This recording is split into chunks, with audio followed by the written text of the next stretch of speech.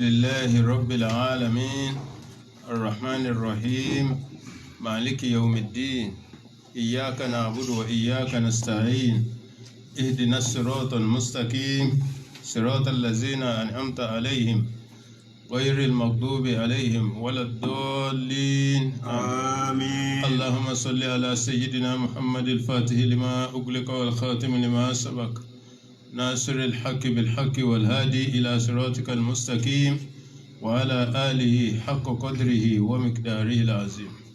سبحان ربك رب العزة ما يصفون وسلام على المرسلين والحمد لله رب العالمين. أعوذ بالله من الشيطان الرجيم. بسم الله الرحمن الرحيم. شهد الله أنه لا إله إلا هو والملائكة وأولو العلم قائما بالقسط لا إله إلا هو العزيز الحكيم. إن الدين عند الله الإسلام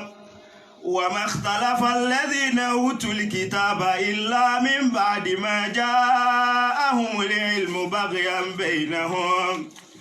ومن يكفر بآيات الله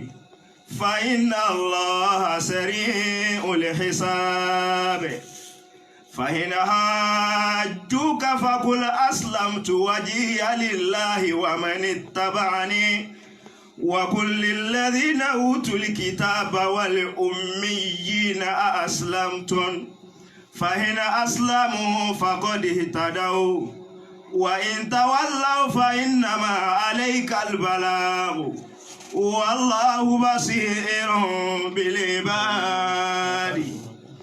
إن الذين يكفرون بآيات الله ويقتلون النبيين بغير حق ويقتلون الذين يأمرون بالقسط من الناس فبشرهم بعذاب أليم. شهد الله أنه لا إله إلا هو والملائكة وأولو العلم قائما بالقسط لا إله إلا هو العزيز الحكيم. شهد الله أنه لا إله إلا هو والملائكة وأولو العلم قائما بالقسط لا إله إلا هو العزيز الحكيم. شهد الله èmi fúnra ara mi èmi ọlọ́run èmi la ilaha illallah mo tún jẹ́rìí ara mi pé la ilaha illa huwa annahu la ilaha illa huwa mo jẹ́rìí ara mi wípé annahu àwọn àfáà ní annahu hu tó wà ń bẹ̀ yẹn kìí ṣe pé dọ̀míìrì rẹ̀ padà sọ́dọ̀ dọ̀míìrù ṣáàni yẹn ni pé mo jẹ́rìí shahidallahu bí wahdaniyatihi ọlọ́run jẹ́rìí ìjọkan rẹ̀ kìí ṣe pé ọlọ́run jẹ́rìí pé òun shahidallahu annahu la ilaha illallah ọlọ́run jẹ́rìí pé kò sí ẹlòmíì tó lẹ́tọ̀ọ́ sí láti máa sìn illa huwa òun náà ni. wal malaika àwọn màláíkà àwọn náà jẹ́rìí pẹ̀lú mi. wa ulul ilmi qa'iman bil qisti. àwọn tí wọ́n nímọ̀ nípa ìmọ̀ ọlọ́run látòrí àwọn àfá oníṣẹ̀ríà tó wá fi dórí gbogbo àwọn àfá tí wọ́n lọ nípa ẹ̀sìn ọlọ́run wọ́n jẹ́rìí pé ọ̀kan náà lọ́lọ́run. La ilaha illa huwal azizul hakim. ọlọ́run wá ní ìjẹ́rìí nì bẹ́mi ṣe jẹ́rìí táwọn màláíkà jẹ́rìí táwọn onímọ̀ táwọn mi tí wọ́n jẹ́rìí bẹ́ẹ̀ náà ló ṣe wá rí la ilaha illa huwa kò sí ọba míì tó lẹ́tọ̀ọ́ láti máa ṣe àfihàn. al-azizul hakim. Àyà yìí ó wà nínú àwọn ashraful ayat nínú al-Qur'an wà nínú àwọn àyà tó lọ́lá jù nínú Al-Qur'an nípa shahada. Lóòótọ́ Ayatul Kursi òun náà ìròyìn Ọlọ́run ní látòkè délẹ̀, ṣùgbọ́n ilé ìbáyìí òun gan ni òun ló kó gbólóhùn wahdaniyya òun ló kó sínú. Ìní ó wà nínú àdísì tí a gbà látọ̀dọ̀ Ànábì Muhammad sallallahu alayhi wa sallam nípa ọlá tí ń bẹ fún àyà yìí àti àwọn ààyè kọ̀ọ̀kan nínú Al-Qur'an báwí. وعن علي قال قال رسول الله صلى الله عليه وسلم Àlí sọ pé látọ̀dọ̀ Ànábì Muhammad sallallahu alayhi wa sallam إن فاتحة الكتاب وآية الكرسي والآيتين من آل عمران شهد الله أنه لا إله إلا هو والملائكة وأولو العلم قائما بالقسط لا إله إلا هو العزيز الحكيم إن الدين عند الله الإسلام. látọ̀dọ̀ Sayyidina Ali àbí radiyallahu ta'ala anhu. kí ló wí. قال رسول الله صلى الله عليه وسلم Ó ní Ànábì Muhammad sallallahu alayhi wa sallam òun ló sọ báyìí إن فاتحة الكتاب wípé Fatiha, Suratul Fatiha وآية الكرسي àti Ayatul Kursi والآيتين من آل عمران àti àyà méjì nínú Suratu Ali Imran. شهد الله أنه لا إله إلا هو والملائكة Àyà àkọ́kọ́ nù. وأولو العلم قائما بالقسط لا إله إلا هو العزيز الحكيم Àyà àkọ́kọ́ nù. إن الدين عند الله الإسلام وقل اللهم مالك الملك تؤتي الملك من تشاء وتنزع الملك ممن تشاء Àyà kejì Qulillahumma malikal mulki. Náà.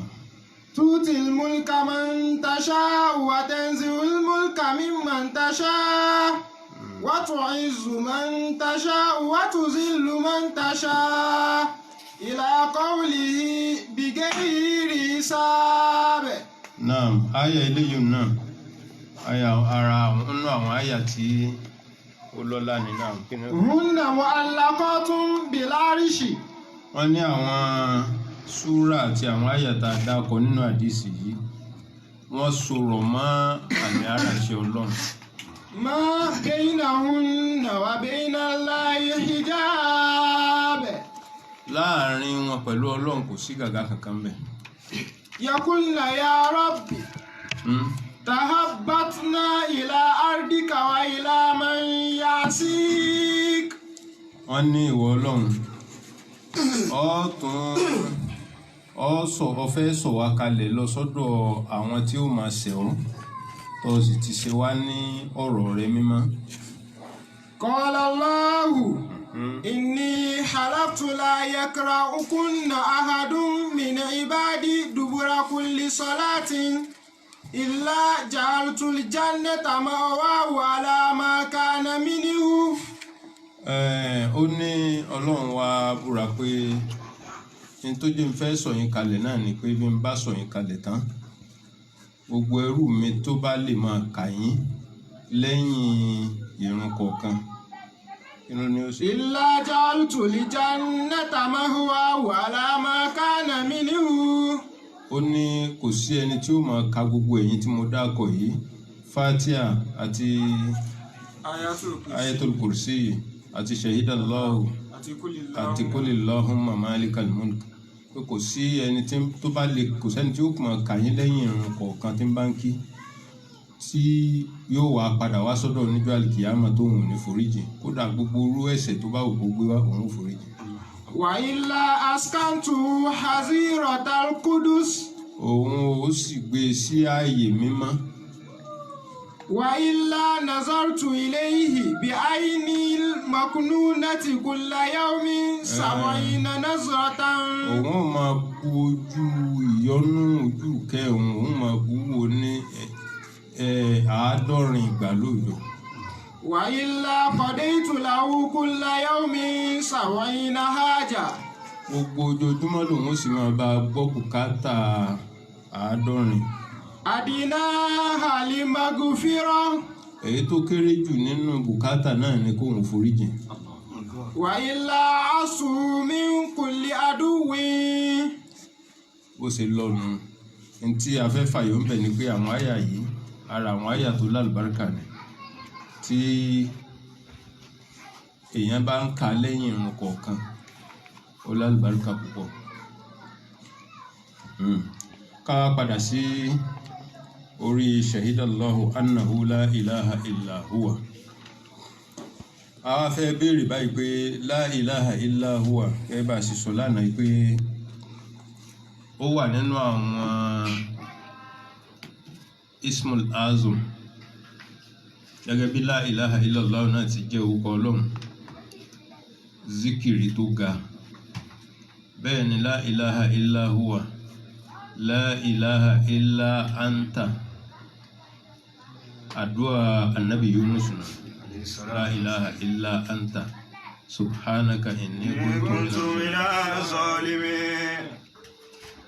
so àwọn àdúrà yìí ara àwọn àdúrà téèyàn máa ṣe tọ́lọ́run tètè máa dáhùn ṣùgbọ́n ìta fẹ́ sọ̀rọ̀ lé lórí jù ó ní la ilaha illa huwa la ilaha illa huwa èyí ṣe tó ń fi pọ̀ jù nínú al-Qur'an. èyí jẹ́ ká mọ̀ pé làzámì kan bẹ ní ara rẹ̀ yẹn ni pé tá à ń pè ní làzámì ni pé ó kọ ọlọ́run tó tóbi jù. n bá ti wí báyìí nísìnyí á ti ráwọn táwọn ọmọ ìyá wa sálàfí bá ti ń wò mí wọ́n tún gbé dé èwo ni làzámì èwo ni làṣìgárù èwo ló kọ ọlọ́run tó tóbi èwo ló kéré nínú ó kọ ọlọ́run gbogbo ẹ̀ náà ló kọ tó tóbi. ó kọ ọlọ́run tó tóbi wà lóòótọ́ gbogbo ó kọ ọlọ́run kò sí tó kéré ń bẹ gbogbo ẹ̀ ló tóbi àmọ́ yóò máa jẹ́ orúkọ tó tóbi jù lọ́dọ̀ ẹnìkọ̀ọ̀kan pẹ̀lú àwọn àṣìṣe kọ̀ọ̀kan. àmọ́ kí n tó lọ bẹ̀rùn a kọ́kọ́ kà nínú àwọn tírà tó sọ̀rọ̀ nípa ismullahil azam banka.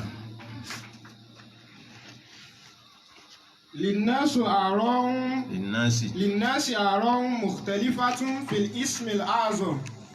لاختلاف الأحاديث الواردة فيه. àwọn èèyàn yapa ẹnu pàápàá àwọn àfáà wọ́n yapa ẹnu lórí al-ismul azam ó kọ ọlọ́run èwo ló tóbi jù tá ń pè ní ismul azami táwọn bàbá wa ńlẹ̀ Yorùbá máa ń pè ní làzámì. لاختلاف الأحاديث الواردة فيه. wọ́n wá ní èwo gangan ní làzámì ń bẹ. wọ́n wá yapa ẹnu nítorí pé àwọn àdìsí tó wá nípa ismul azami gan kìí soríṣi kan. منها عن أسماء بنت يزيد. عن أسماء بنت يزيد. عن أسماء بنت يزيد. لا ترد سيدة أسماء. نعم. قالت قال رسول الله صلى الله عليه وسلم اسم الله الأعظم في هاتين الآيتين. ó ní anabi Muhammad sallallahu alayhi wa sallam ó ní ẹni tí ń bá ń wá ismul azami ó kọ ọlọ́run tó tóbi jù ó ní ń bẹ nínú àwọn àyà méjì tó ń fẹ́ sọ fún wa yìí. wa ilahukum ilahun wahid. Na'am. La ilaha illa huwa ar-rahmanur rahim. wa ilahukum ilahun wahid la ilaha illa huwa ar-rahmanur rahim. àkọ́kọ́ nù àyà kejì. wa fatihatu surati Ali Imran. àyà kejì ń bẹ níbẹ̀rẹ̀ Ali Imran súrà tá ń kà lọ́wọ́ yìí. Rawahu Ibn Majah. ká ألف لام ميم الله لا إله إلا هو الحي القيوم alif lam mim Allahu la ilaha illa huwa al-hayyul qayyum. Ona duba na Rawahu Ibn Majah. Ibn Majah òun ló gbà wá. An Abdullah ibn Buraidata. Naam, ẹ rí i pé àyà méjèèjì tí ànábì ní orúkọ Ọlọ́run tó tóbi jù ń bẹ́ẹ̀ àkọ́kọ́ náà ó tún ṣeé ṣe ká má ti gbálàyé dáadáa nípa pé orúkọ Ọlọ́run tá a bá ní Ismul Azam pé orúkọ Ọlọ́run tó tóbi jù yẹn ni pé orúkọ tó jẹ́ pé tá a bá ní kọ́lọ́run máa rọ̀jò nísìn nínú ẹ̀rùn yóò sì rọ̀ tá ẹ̀yàn bá sùn lẹ̀ tá a bá ní kó dìde pẹ̀lú orúkọ náà yóò dìde nǹkan pè ní Ismul Azam nù ó wá ní Ismul Azam ẹni tí ń bá ń wà kó wá sí ìbẹ̀rẹ̀ sínú àyà àkọ́kọ́ òun wà nínú Alif Lam Mim Suratul Baqara wa ilahukum ilahun wahidun la ilaha illa huwa Ar-Rahmanur Rahim. ọ̀pọ̀lọpọ̀ àwọn àfáà wa níjọ̀hún tí wọ́n bá kí wítìrì tán pàápàá nínú ààwẹ̀ Ramadan tán kásámú tán kí ṣáfù wítìrì ni wọ́n wà kakúlé wà láwù wọ́n kà bìrọ́bì fálákì bìrọ́bì náà tán bá kà débi bìrọ́bì náà ọmọ ìṣẹ́rì àásìdí fálákì nù mínà lè jinnati wan nasi èyí tí wọ́n fi rùkú wọ́n wà ní wa ilahukum ilahun wahidun la ilaha illa huwa Ar-Rahmanur Rahim. wọ́n padà sí Bákọ́rà lọ́hùn kún tó wá rùkú wọ́n ń jọlá Ismul Azam tó wà ń bẹ̀ ni wọ́n ń wá kí lóòótọ́ ó wà nínú adab tẹ́yàn bá ń ka Kùránì kó máa kà á sọ̀kalẹ̀ wá kó gbé látòkè kó máa gbé bọ̀ wá ilẹ̀ kìí ṣe pé kó ka ibìkan lọ́wọ́ ìsàlẹ̀ kó tún padà sí ọwọ́ òkè eléyìí náà kò tún sínú adabul Qur'an àmọ́ kò bànújẹ́ èyí wọn ò sì ní ká torí ẹ̀ máa láì fi àwọn bàbá tí ń ṣe àmọ́ èyí tó dáa jù òun ni ká rọra dún bí bìrábì náà sì nì ká rọra bá ti parí ẹ̀ ká sì rọra rùkú ká máa kírun ṣùgbọ́n àwọn bàbá yìí máa fi kún nítorí Ismul Azam tán ló wà ń bẹ̀ wọ́n wá ní wa ilahukum ilahun wahidun la ilaha illa huwa Ar-Rahmanur Rahim kàyàn wọ́n tó wá rúkú wọ́n wá ní ìtànpè ní Ismul Azam òun ló kọ téèyàn ó fi pe Ọlọ́run tó jẹ́ pé gbogbo téèyàn bá ní kó ṣe yóò sì ṣe Ànábì wa ń sọ fún wa pé orúkọ Ọlọ́run ẹni tí máa ń wá orúkọ Ọlọ́run tó jẹ́ pé gbogbo ohun tó bá fẹ́ fi tú yóò tú ohun tó bá fẹ́ fi dè yóò gba dídè kó wá sí kó wá nínú àyà méjèèjì yìí àkọ́kọ́ ni wa ilahukum ilahun wahidun la ilaha illa huwa Ar-Rahmanur Rahim ẹlẹ́ẹ̀kejì níbẹ̀rẹ̀ Alif Lam Mim Suratu Ali Imran Alif Lam Mim Allahu la ilaha illa huwa al-hayyul qayyum àwọn àfáà wa ní ẹ jẹ́ ká wo kí ní ń bẹ lára àwọn àyà méjèèjì tí ń fi ń jẹ́ Ismul Azam à ń bọ̀ wá bẹ̀ ó yá máa kà ń sùn. An Abdullah ibn Buraidata an abihi qala sami'a an-nabiy sallallahu alayhi wa sallam rajulan yaqulu. ọkùnrin kan wọ́n gbà wá pé ọkùnrin kan Ànábì gbọ́ tí ń ṣe àdúrà ń wá ń sọ nínú àdúrà rẹ̀ kí ni ń wí. Allahumma inni as'aluka bi annaka anta Allahul ahad. Allahumma inni as'aluka mò ń pè ọ́ mò ń bẹ ìwọ Ọlọ́run. Bi annaka anta Allahul ahad. As-samad. torí mo tí ń fi ń pè ọ́ mò ń bẹ̀ ọ́ pẹ̀lú pé ìwọ náà ni ọba al-ahadu ọba àṣọ alikini as-samad asọmọdù ọba àjírònú kan ọba tá a darí gbogbo ọ̀rọ̀ wa sí lọ́dọ̀ rẹ̀. allazi lam yalid wa lam yulad mo ń bẹ̀ ọ́ pé ní pẹ̀lú pé o bímọ ẹnìkan ò sì bí ọ wa lam yakun lahu kufuwan ahad tí ó sì ṣe pé ẹnìkan ní bọ́ọ̀dún tíṣẹ́ rẹ abẹ́nìkan ní ràn ọ́ lọ́wọ́ abẹ́nìkan láwàá fi rọ́pò rẹ tó o bá sí bẹ̀. faqala rasulullahi sallallahu alayhi wa sallam laqad sa'ala allaha bismihil a'zam nítorí náà nù. Allahumma inni allazi as'aluka bi annaka anta Allahul wahidul anta allahul ahad al-ahadu as-samadu allazi lam yalid wa lam yulad wa lam yakun lahu kufuwan ahad. Ẹ̀rí báwọn kí ló fi tọrọ kúlú wàláhù ló fi tọrọ kúlú wàláhù ń ló kà ń bẹ̀ ń tí ó kà sí ń bẹ̀ ní kúl àti hùwà òní ò sí ń bẹ̀ bí annaka anta Allahul ahad kúl huwa Allahu ahad Allahu as-samad ó ti lo kúlú wàláhù ń bẹ̀ ó wá ń ṣe àdúrà yìí ànábì wa gbọ́ kí ni ànábì wa wí. laqad sa'ala allaha bismihil a'zam ó wá ní ọkùnrin yìí ó ti bẹ lọ́hùn pẹ̀lú ọkọ̀ ọlọ́run tó tóbi jù.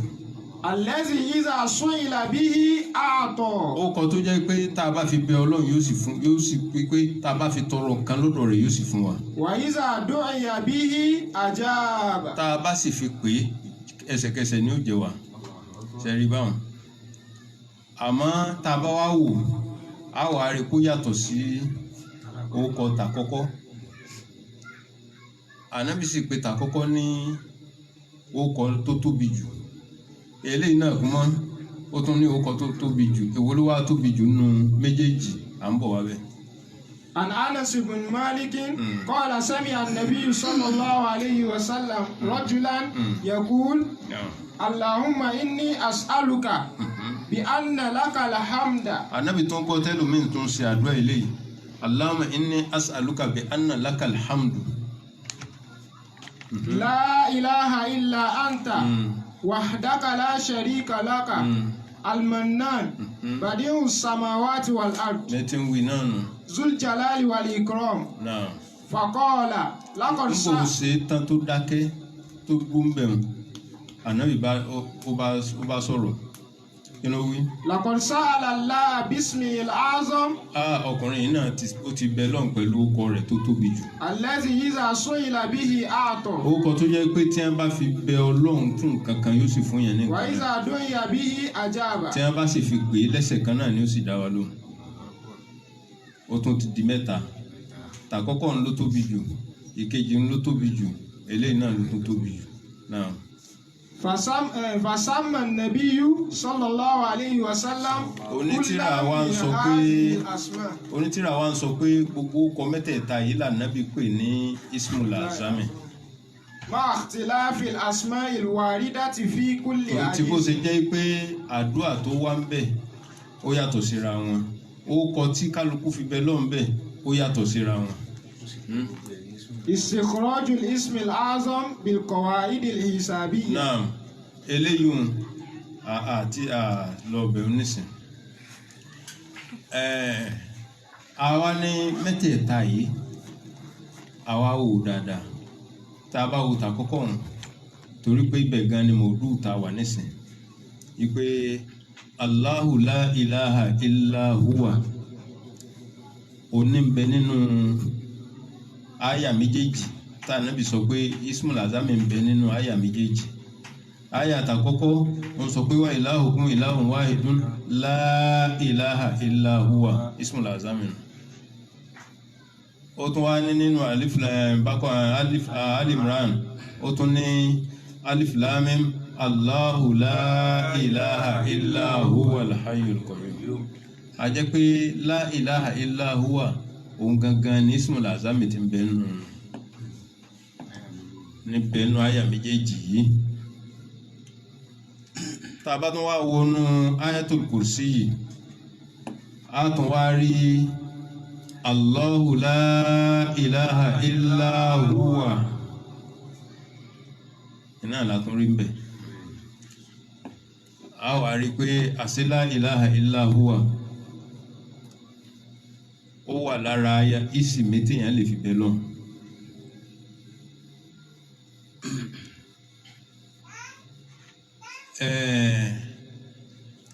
Tí a bá wá rí bẹ́ẹ̀ àṣẹ àwọn àfáà tó ṣe dalailul khairat àṣẹ kò sì wí nígbà tí ń sọ wípé yá huwa yá man la huwa illa huwa yá man la ilaha illa huwa àṣẹ kò sì wí. Àmọ́ àwọn tí òye wọn sọ pé ànábì ò ṣe, àwọn sàábé ò ṣe, àwọn yìí méjèèjì tí wọ́n ń ṣàdúrà tá ànábì gbọ́ sànábì ló ní wọ́n ṣe ẹbí wọ́n ń ṣe là ànábì gbọ́ ó sì ní wọ́n ṣàdúrà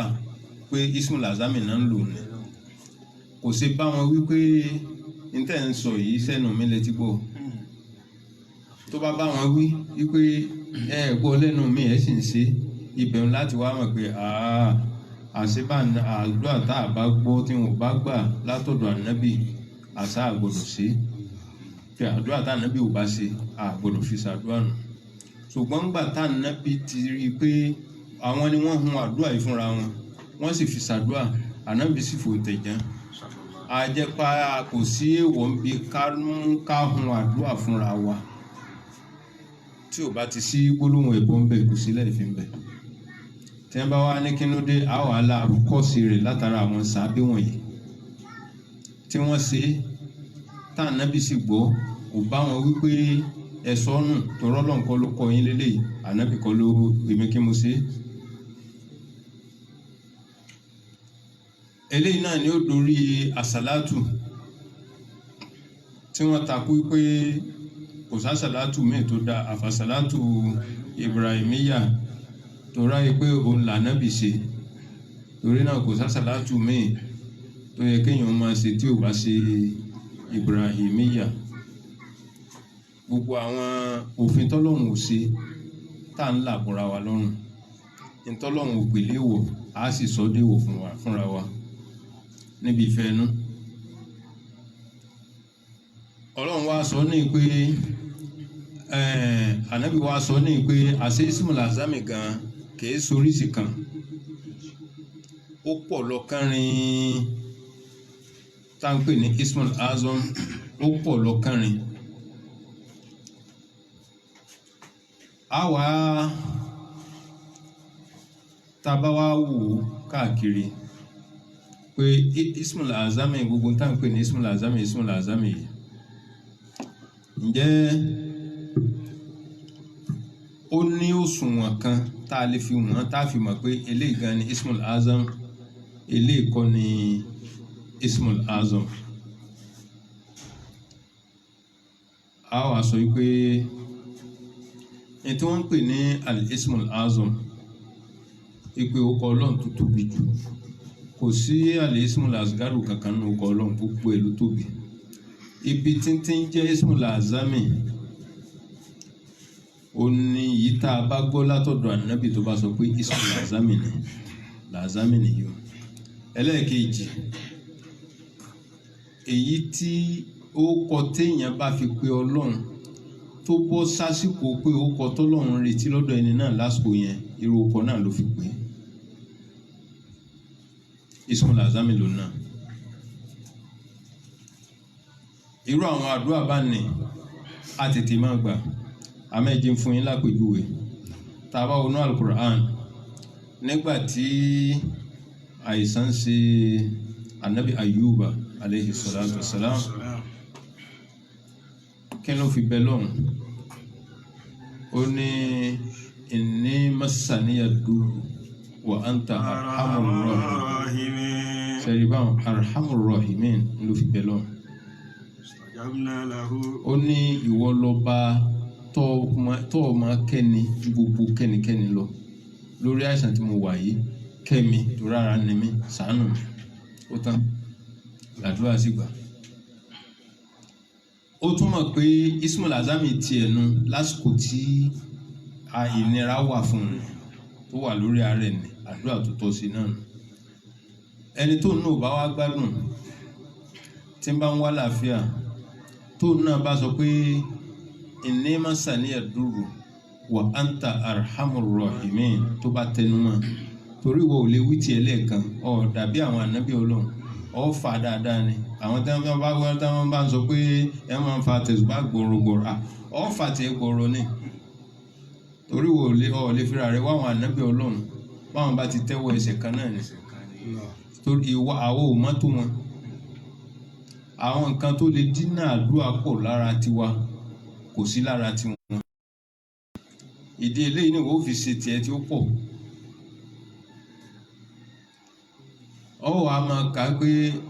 Rabbi inni masaniya durru wa anta arhamur rahimin ọ máa wí pẹ̀lú ìmánì bọ́lọ̀ náà ló lè ṣe ìwòsàn yóò sì ṣe Ismail Azami tiẹ̀ nu lásìkò tó ń ṣe bẹ́ẹ̀ ni anabi Suleiman aleyhi salatu salam nígbà tí ń wá ọlá kí ló fi bẹ lọ́hùn ó ní Rabbi gifirili ọlọ́run foríjì mi wa habli mulkan la yanbaghi li ahadin min ba'di fún mi ní ọlá tí ẹnìkan ò tún ní sọ fóun nírú ọlá tó dà bẹ́ẹ̀ mọ́. innaka antal wahhab. Al-Wahhab nínú ọkọ̀ ọlọ́run ọba tí máa bùn ní nǹkan Al-Wahhab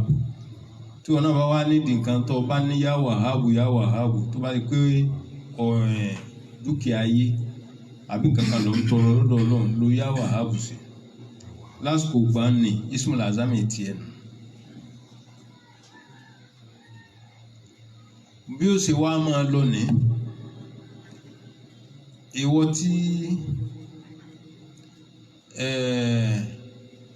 ìwọ tí ò gbádùn tí wọ́n wá ní kó ṣàdúrà wọ́n wá ní àwọn 99 names of Allah wọ́n wá lọ gbéwé jáde àwọn 99 names of Allah wọ́n wá lọ bẹ̀rẹ̀ sí kà ọkàn wá wò pé òkè wọ́n wá ní ka yáàmù mẹ́tù ìtumọ̀ rẹ̀ ni pé ọba tí máa gbẹ̀mí ẹni tí máa panẹ̀ ó kọ ọlọ́run náà ní lóòótọ́ àmọ́ kò bá tiẹ̀ mu lórí àárẹ̀ tó wà ní bọ́ bá fa yáàmù mẹ́tù bẹ̀ ọ̀rẹ́sọ̀dásọ sálìkì yáàmù torí tí ń ṣe ọ́n gbà àwọn èsì yáàmù mẹ́tù. bẹ́ẹ̀ sì ni ẹni tí ń wá ipò kan ó wá lọ ka yamaniu ó kọ lónà nínú 99 names náà ló wà ọba tí máa kọ̀ fún ni tí máa kọ̀ fún yẹn tí èyí yẹn tí tó ń wà wà ní fún ọ sì ń wá nǹkan ọ wá ní ṣe bó kọ lónà náà yamaniu ọ ní débi tó ń lọ.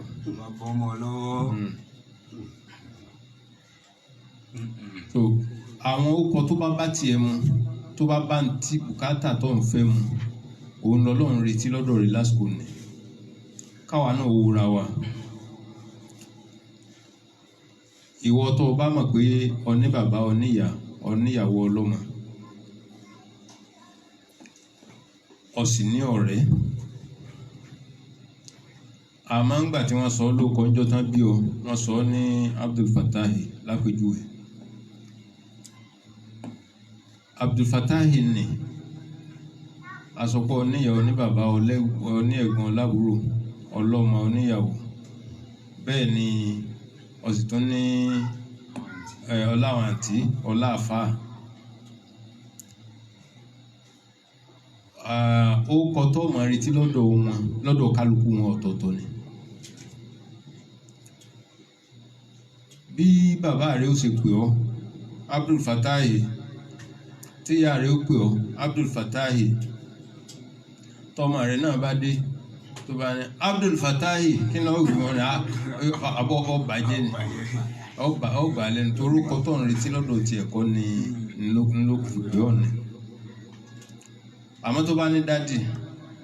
bàbá aláàjì àwọn nǹkan báwọn ọ̀dà ló wá jẹ́ kí ìyá rẹ̀ ó pè ọ́ ní bọ̀dá kí lọ ọ ní dáhùn ẹsẹ̀kẹsẹ̀ lọ́kọ̀ fún pé irú ọkọ̀ wo lè ń pè mí ilẹ̀ lómi sì pé ó tọ́ dáhùn. tí bàbá rẹ bá pè ọ ní bàbá dádì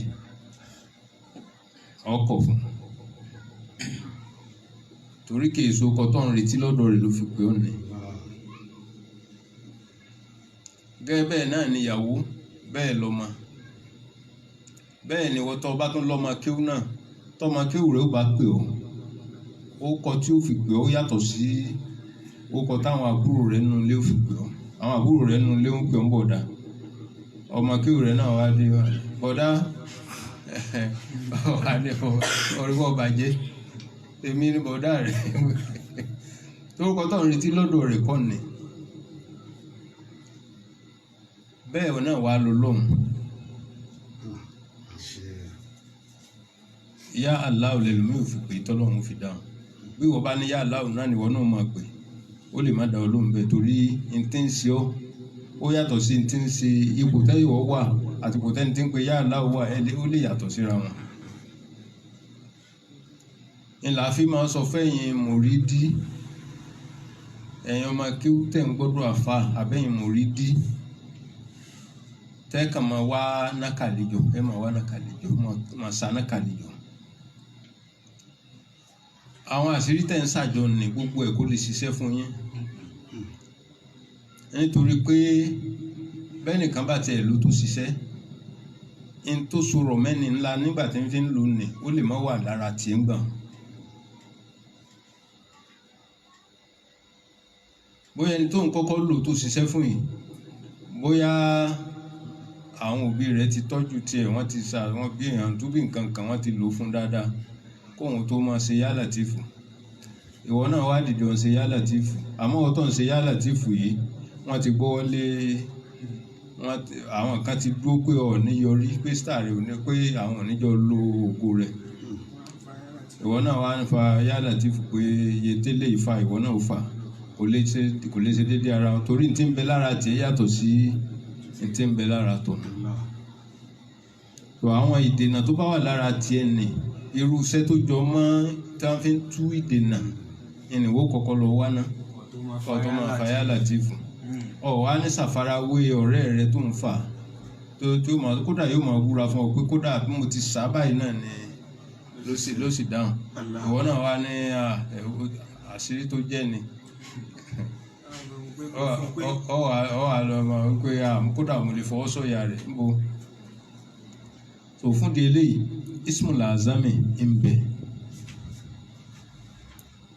tí ò bá tún wá dá wa lójú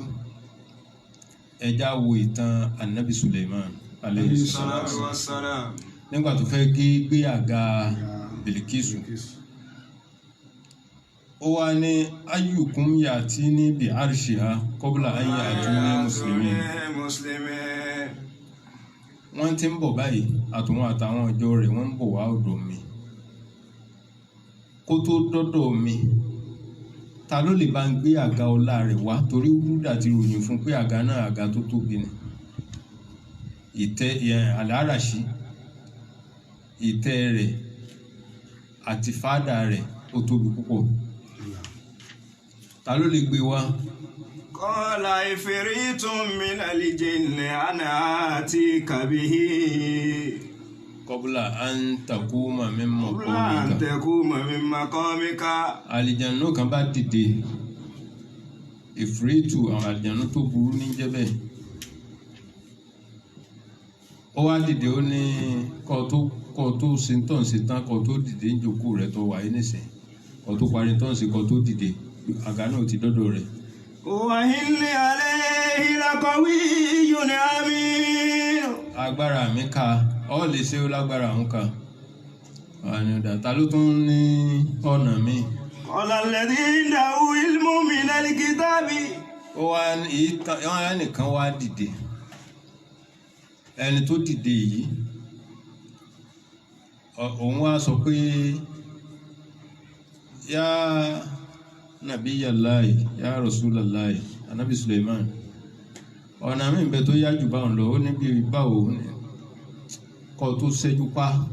ó ti dọ́dọ̀ rẹ̀ tó bá wọ̀ kan kọ́ tó wọlé padà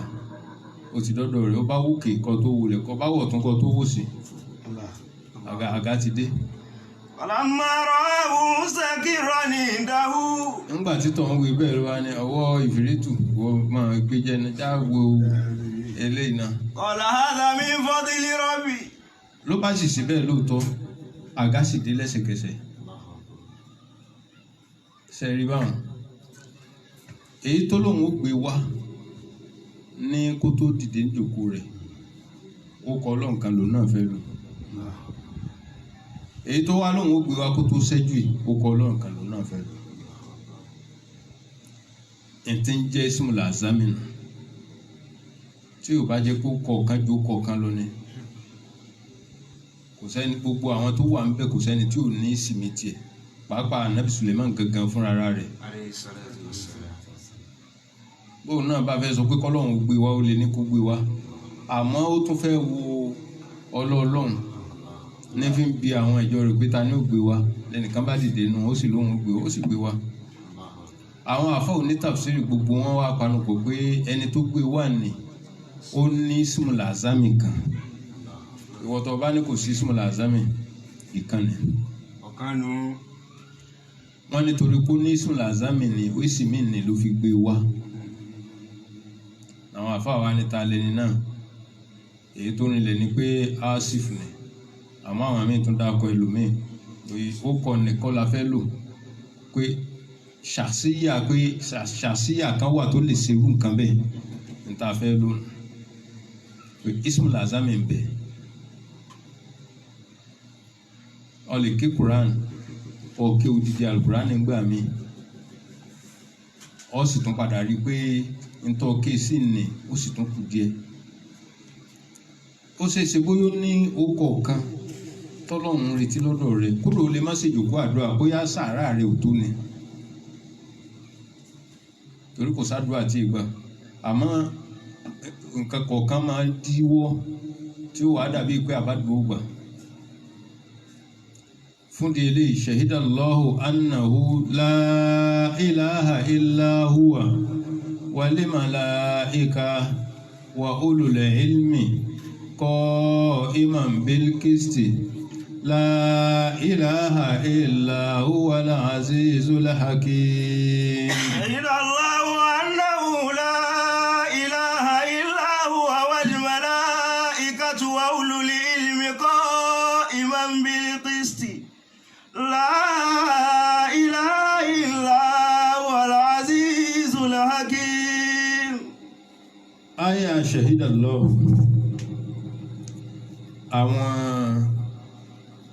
àwọn bàbá wa níjọ́un tí obìnrin bá wà nínú oyún tó bá wọ oṣù kẹsàn-án wọn a máa hàn fún wọn ni kó máa mú wọn wàá hàn fún ó ní àdàdí tán fi hàn ìnísọ yóò lórí mídíà ó ní yòǹkà tán máa ń lò fún àwọn ìnísọ yóò ní gàmbá báyìí so òǹkà yẹn ni wọn wà nìkan lọ hàn ilé fi rí pé ẹ rí pé ọmọ àwọn àfáà ọ̀pọ̀lọpọ̀ àwọn ọmọ wọn ẹ rí pé agbárí wọn máa hó fún ìmọ̀ ni gbogbo irú àwọn nǹkan báyìí ni wọn ò ti lò fún nínú oyún bẹ́ẹ̀ sì ni àyà yìí kan náà ó ní bí àwọn àfáà tí máa lò láti fi wá ilham wọ́n tó bá wà tọ̀ àwọn onísúfì lọ àwọn ní kúlùbídé àti ńdọ̀lá làwọn ò lè rí lọ́dọ̀ wọn ò lè rí yìí lọ́dọ̀ wọn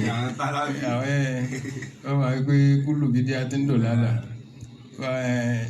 ládùúgbò wa ní ìgbà àwọn kidnappers ń dà wá láàmú ní àdúgbò wa bí ìyẹn ó tọ́dún méjì nísìn sẹ́ríkì àbí ákìmí ìlú yìí ló bá pe gbogbo àwọn àfáàjọ àti Yorùbá àtàwùsá àtàwùmọ̀sá ó sàpè kálukú jọ ló wá ní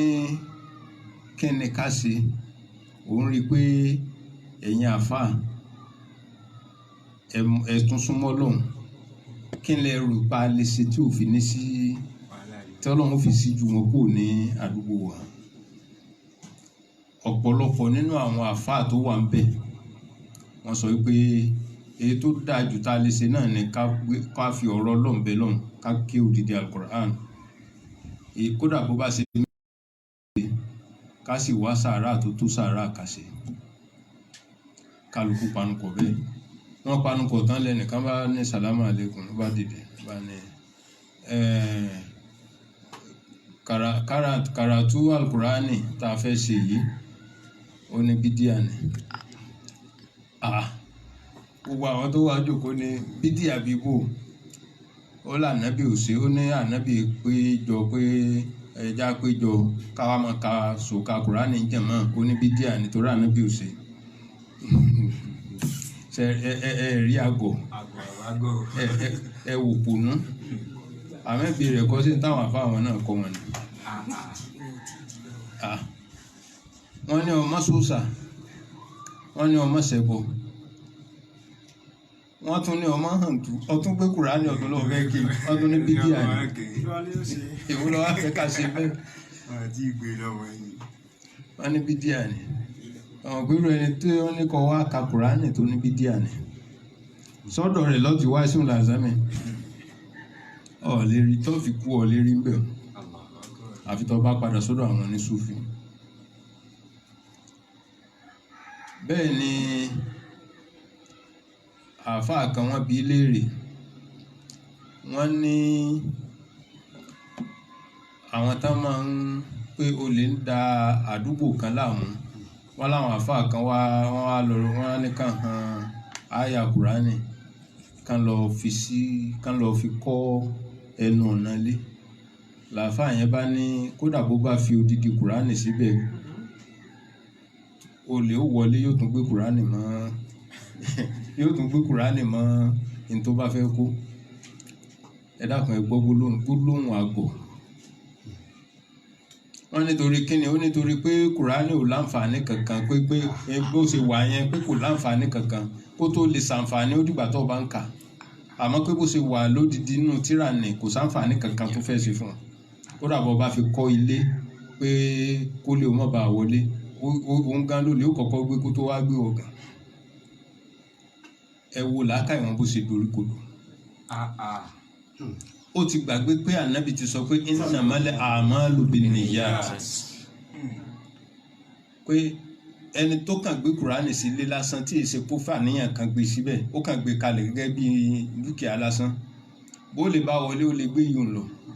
àmẹ́ni tó gbé síbẹ̀ pẹ̀lú àníyàn pé Ọlọ́run Kùránì yìí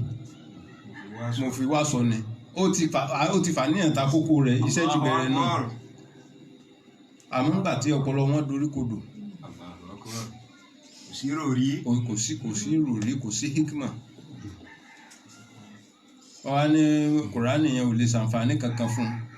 un wọ́n kó ẹgbẹ̀rún Kùránì sínú ilé kò ṣàǹfààní kankan tí ó ṣe fún ọ lẹ́yìn pé tó bá fẹ́ kó ṣàǹfààní ó máa kà á ní tó bá bẹ̀rẹ̀ sí kà á ló tó lè ṣàǹfààní Ọlọ́run kó sọ wá ń bẹ̀. So Ismail Azami ẹ wà lọ sọ́dọ̀ àwọn àfáà Súfì àmọ́ àwọn àfáà Súfì náà gbogbo wọn náà kọ́ ni ló ṣe dára dé ṣé kò síjọ tí ò ní mùsíbà tiẹ̀ kò síjọ tí ò ní mùsíbà tiẹ̀ àwọn báwo a ṣe ní mùsíbà tiwa lọ́dọ̀ tiwa àwọn tánkódọ̀ ti bá Súfì wọ́n bẹ nù wa bẹ́ẹ̀ náà láàrin inú àwọn Sálàfì náà àwọn kan wà nínú wọn táwọn ní làákàyè tí wọn àjẹ́ pé ẹnìkankan kèfèrí wọn ò sì ní bú ẹnìkankan àfẹn tó bá nà ká ibú sáwọn náà wọ́n gbà pé tàsọ́wúfù ojú ọ̀nà ni àmọ́ àwọn náà gbà pé ìtàwọn náà ń ṣe òun náà ọ̀nà ní lọ́dọ̀ tiwọn náà àmọ́ àwọn kan bẹ nínú àwọn tó gọ̀ ló pọ̀ jù nínú wọn nípa pé wọn mọ làákàyè bá a ṣe pé èèyàn kákan wọ́n rí gbogbo èèyàn gẹ́gẹ́ bíi pé àwọn lè ṣàrífi sẹ́nikẹ́ni àwọn lè sọ̀rọ̀ sẹ́nikẹ́ni àwọn lè yẹ̀yẹ́ ẹnikẹ́ni àwọn nìkan làwọn mọ̀ ẹlòmíì tí ò bá ti tẹ̀lé làákàyè tí wọ́n báyìí kó sọnù ni kò sí èyí tó pọ̀ jù nínú ọpọlọ wọn nù. èyí náà ni wọ́n sì fi ń ṣàkóbá fún gbogbo ayé nítorí líle àìfi làákàyè gbé nǹkan kalẹ̀ gbogbo ogun tí ń ṣẹlẹ̀ láyé nísìn àti Al-Qaeda ni Hamas ni bó ni gbogbo àwọn tẹ́ẹ̀ rí àwọn da yẹ́rù àwọn ìràbí yóò ní ẹ lọ wádìí wọn ẹ lè bá Súfí bẹ̀ Súnní náà lẹ́ẹ̀ma gbọ́ Súnní ni àwọn Súnní ni wọ́n dá fìtínà náà lẹ̀ àwọn Ṣíà kan kó ẹgbẹ́ kan bẹ̀ àwọn Ṣíà kó ẹgbẹ́ kan nítorí jẹ́ wọ́n kó ẹgbẹ́ kan náà ni pé àwọn Súnní ni wọ́n fi wọ́n lọ́rùn lẹ̀ làwọn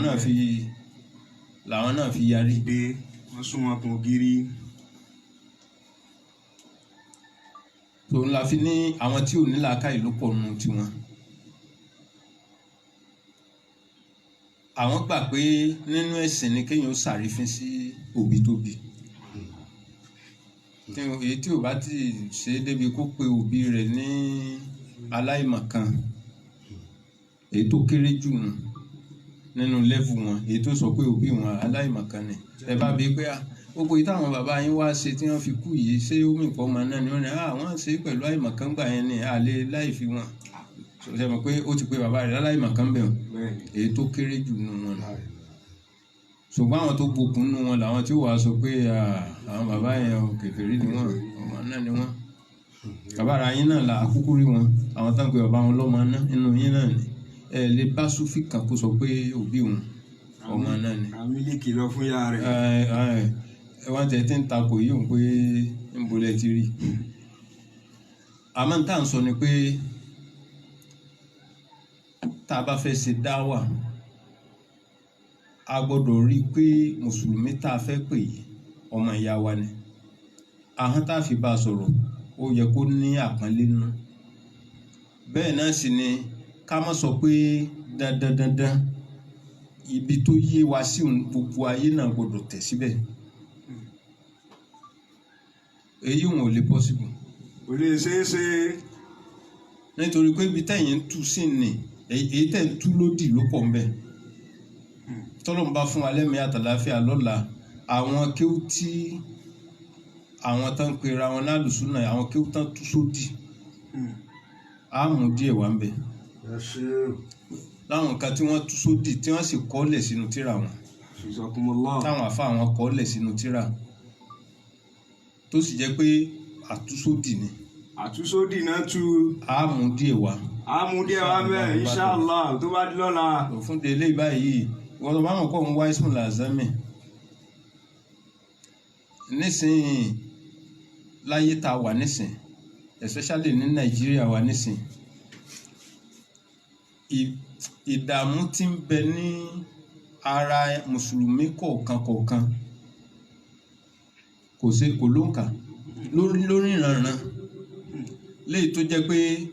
èyí tó pọ̀ nínú mùsùlùmí lẹ́yìn ni ó máa sọ pé wàláì mo ṣe kò pé mi lè má gbà wẹ̀ torí tá a bá ní ṣàdúrà wọn lè ládùúrà bídíà ní í ṣe lọ́lọ́run ò fi gbà ó dá àwẹ̀ tí ń gbà ńkọ́ sáwẹ̀ bídíà náà tún wà bídíà náà tún wà àwẹ̀ bídíà tún bẹ sáwẹ̀ bídíà náà tún bẹ ó gbàwẹ̀ ó ṣàdúrà ó sì sàárà gbogbo tó bá mọ̀ ní nǹkan dáadáa yóò ṣe ó dá ẹlòmíì tún lọ hajj lórí bùkátà ẹ̀yọ̀ kan ó tún lọ ó tún dé nǹkan yẹn náà sì tún wà ń bẹ̀. wọ́n wá lọ báwọn àfáà wọn ní tọ́sí ni pé a pe àwọn aláàfáà ká odidi kùránì fún wọn. ẹ̀tún wa ní kúlù bídíà tí ń dọ̀lá là ẹ̀tún ní bídíà ní ká má ka kùránì fún torí kí ni torí ànábì ó kà àwọn àtúnṣódì àti àwọn wóróworó tí ń bẹ nínú mọ́síàbí wọn á mú díẹ̀ wá kọ́lọ́hún fún alẹ́mí àtàláfíà lọ́la. wòròwòrò tí ń bẹ nínú mọ́síàbí wọn á mú díẹ̀ wá lọ́la inṣàlá. ṣé àwa súfì gan fúnra ara wa tẹ́lẹ̀ náà jẹ́jẹ́ la jòkó wa à ń sì ń ṣe nǹkan wa jẹ́jẹ́ tó bá yẹ pé ńgbà táwọn dé àwọn náà kàn ń sọ pé èyí tó yé àwa sí ni wọn sọ pé àwọn súfì yẹn àwọn níbi díẹ̀ ni àwọn nìkẹ́ni ni tí wọn bá ṣe yìí ò ní kálukú mọ̀ sí tiẹ̀ lálàáfíà àwọn àráyè ká máa tọpinpin ara wa àwọn ò sí ní láì náà àmọ́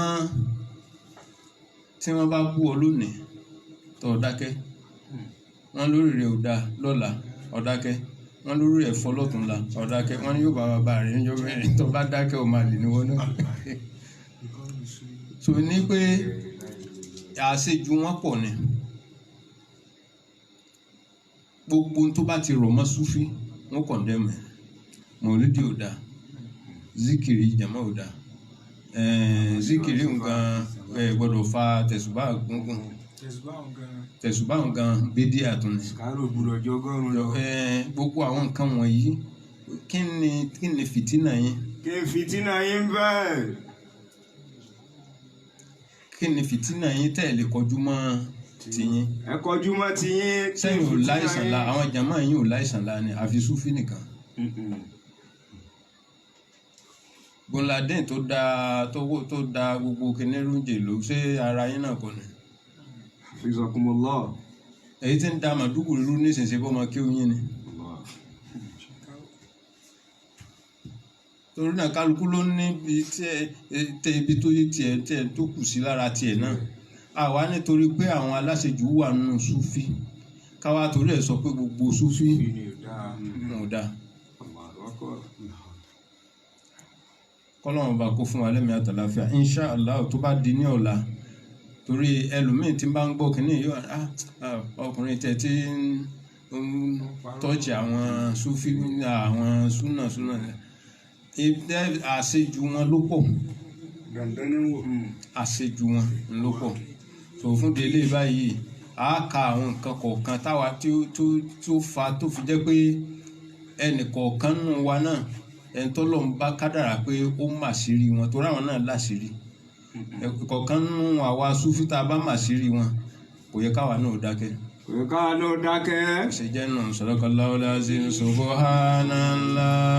wa bihamdihi subhanallahil azim